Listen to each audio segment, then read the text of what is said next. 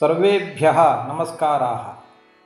सर्वेषां मानवानां लौकिकः वैदिकश्च सर्वोऽपि प्रयत्नः आनन्दप्राप्तये वर्तते। आत्यन्तिकस्य आनन्दस्य प्राप्तिः एव मोक्षः इति शास्त्रेषु उच्यते। मोक्षो नाम संसारदुःखस्य निवृत्तिः अथवा आनन्दात्मकब्रह्मप्राप्तिः। ईदृशः मोक्षः स्वस्वरूपज्ञानेन एव भवति इति अद्वैतसिद्धान्तः। स्वस्वरूपज्ञानं वेदान्तानाम् अध्ययनेन भवति।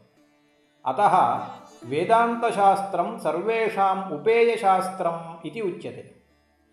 वेदान्तशास्त्रे प्रस्थानत्रयम् अत्यन्तं मुख्यम्। अत्र प्रस्थानत्रयं नाम किम् इति जिज्ञासा उदेति। श्रुतिस्मृतिसूत्रप्रस्थानभेदेन क्रमेण उपनिषत् भगवद्गीता ब्रह्मसूत्रग्रन्थाः एव प्रस्थानत्रयनाम्ना प्रसिद्धाः। लोकानुग्रहं कर्तुम् एतेषां ग्रन्थानां कृते शङ्कराचार्याः प्रसन्नगम्भीरं भाष्यं रचितवन्तः। प्रस्थानत्रयभाष्ये बहवः गूढार्थाः अन्तर्निहिताः वर्तन्ते। अतः एतादृशस्य वेदान्तशास्त्रस्य सम्यक् अध्ययनार्थं सोपानक्रमः परम्परायाम् आश्रितः वर्तते।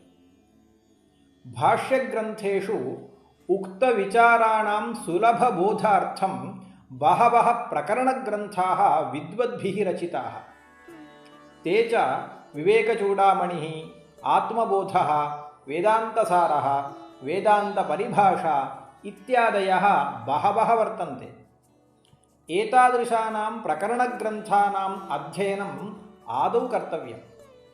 ततः प्रस्थानत्रयस्य अध्ययने प्रवेशः लभ्यते। तत्रापि आदौ भगवद्गीता, ततः उपनिषदः, ततः ब्रह्मसूत्राणाम् अध्ययनम् इति क्रमः वर्तते। एवञ्च प्रकरणग्रन्थानाम् अध्ययने प्रवेशार्थम् अपेक्षितस्य प्राथमिकज्ञानस्य सम्पादनार्थं वेदान्तप्रवेशः इति पाठः व्योमसंस्थाद्वारा आयोजितः। 15 कक्ष्यासु वेदान्तस्य पारिभाषिकपदानां परिचयः, प्राथमिकप्रमेयाणां परिचयश्च सुलभसंस्कृतभाषया क्रियते। वेदान्तशास्त्रस्य अध्ययनार्थम् अयम् उत्तमः अवसरः वर्तते। आगच्छन्तु, वेदान्ताध्ययनमार्गे गमिष्यामः।